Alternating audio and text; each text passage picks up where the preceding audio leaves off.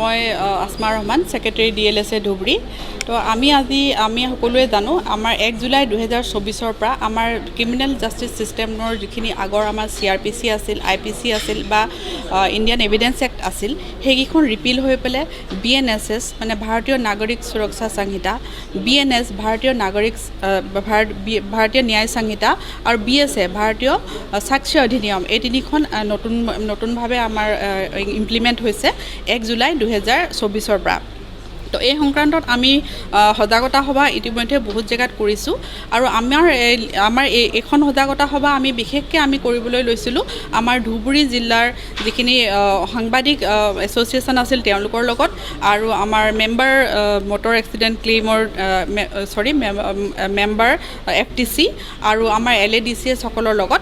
আৰু আজিৰ সভাত আমাৰ উপস্থিত আছিল আমাৰ ধুবুৰী জিলা আৰু সত্ৰ ন্যায়াধীশ পৱন কুমাৰ কলিতাদেৱ আৰু আমাৰ সমল ব্যক্তি হিচাপে উপস্থিত আছিল ধুবুৰী জিলাৰ মেম্বাৰ MSD পল্লৱী কটকী বাইদেউ।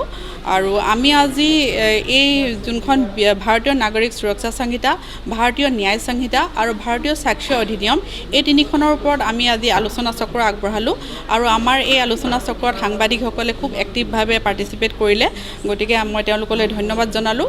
আৰু মেম্বাৰ ফাইনেন্স ট্ৰিবিউনেল আৰু LADCS তেওঁলোকো আমাক বহুতখিনি এক্টিভলি পাৰ্টিচিপেট কৰি পেলাই আমাৰ এই এৱেৰনেছ প্ৰগ্ৰেমটো সফল কৰাৰ কাৰণে মই তেওঁলোকৰ ওচৰতো কৃতজ্ঞ।